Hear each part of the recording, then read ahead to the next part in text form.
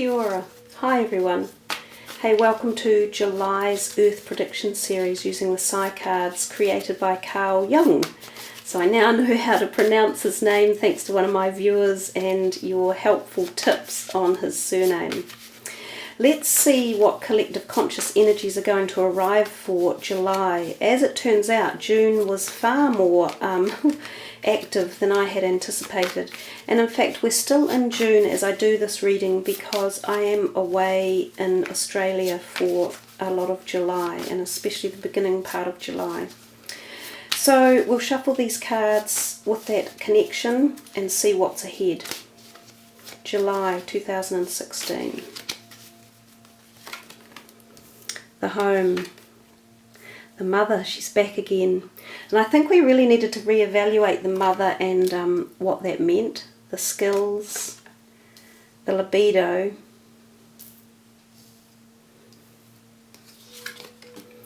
the Fool, and the Tower back again.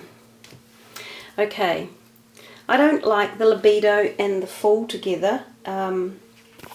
They're both quite surging energies. Let's just start at the far left with the home. So I have previously often considered that card to relate to areas of the globe where I live because I'm doing the reading. Now, most of you will know I am from New Zealand in the South Pacific, and it encompasses areas, I think, of New Zealand, Australia, and all of the Pacific Islands thereabouts, such as Fiji, Vanuatu, New Caledonia, the Cook Islands, Tonga, Samoa, Niue. Now, in reference to the fact that there is a fire burning in the picture, it can also reference fires, and that can also reference houses or buildings. Thinking at the moment up in the west coast of America, there's a lot of big fires burning up there. We also see a cat in the picture beneath the hearth by the fire, and I think of animals. Now we have there's another reference to animals over here. Literally now every month, if you dig deep enough, they're often not reported in mainstream news, but we see mass animal die-offs every month.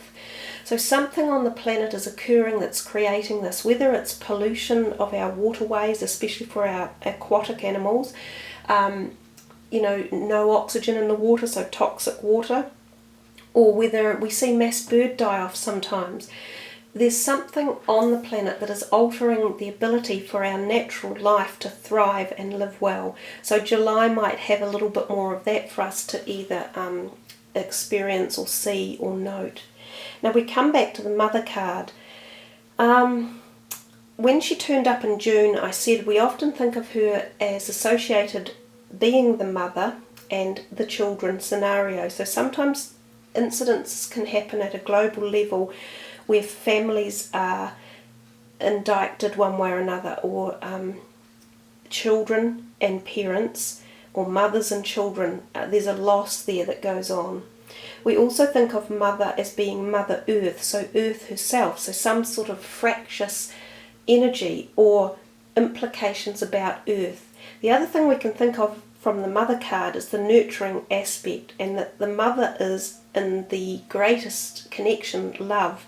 So this can be this energy of love somehow outpouring. Now we saw that with the Orlando shootings in June, how we had a global outpouring and connection of love at the loss of families that were torn asunder, or when that mass murder happened. So I think there were some other suggestions for the mother card that came through as well, which were also really good. The skills card I see as being a symbol of fighting, because that's a bow and arrow. So we think of combat increasing one way or another. So whether this is terrorist combat or actual military combat is either possibility.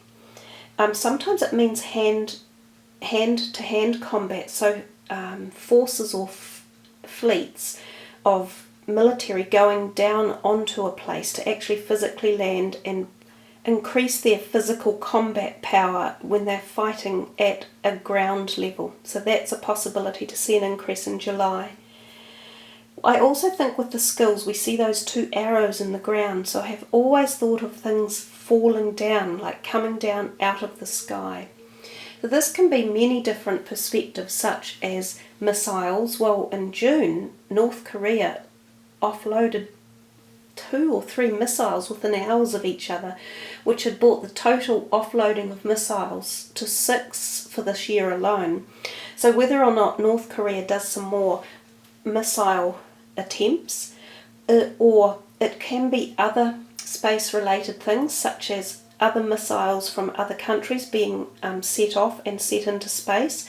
It can be technological space rockets being set off as well. It can also be things coming down from the sky.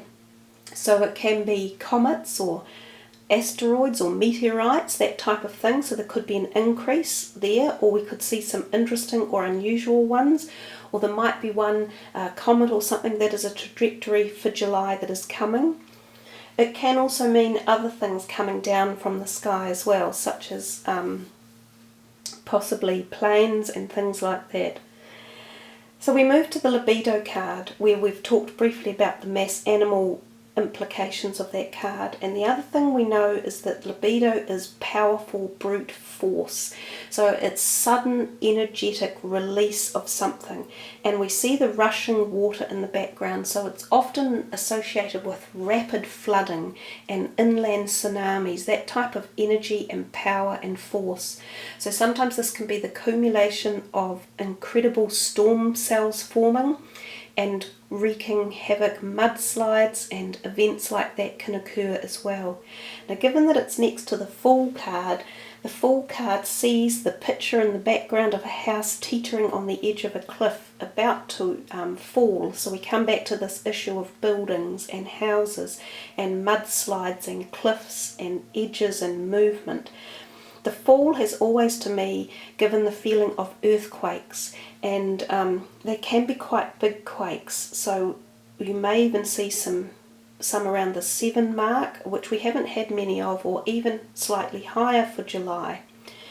And these two together could be associated one way or another. So some sort of quite quick, sudden movement or explosive energy combined that create a lot of movement, either quake related or storm related, or even the Fool could be going off in this new direction. It could be even resembling the Brexit issue, the political issues going on globally at the moment, which are also very, very, very strong on the planet. So there's a lot of energy around politics and finances and this new paradigm that we're shifting into. This Tower card at the bottom, I often think of Europe or parts of where the older parts on the globe where you'll get buildings like that, such as castles and things. That Tower card in this particular deck was assigned the energy of being a fool, like this one, of having folly, feeling supreme and on top of things, but having no real protection. That's what this Tower card actually symbolises in the deck. So there's a degree of arrogance with the card and lack of foresight, or lack of being able to think ahead and plan things out or see what's coming. So the Tower card in this deck, and not dissimilar to any tarot deck, doesn't necessarily bode particularly well. It has a degree of arrogance and foolishness, but I often see it as being linked to the fact that this building is sitting on higher ground, so that it feels as if floodwaters are coming up underneath it. So again, we're thinking of possible floods through that older part of the globe, that buildings are being affected, that there is shaking and movement with buildings one way or another.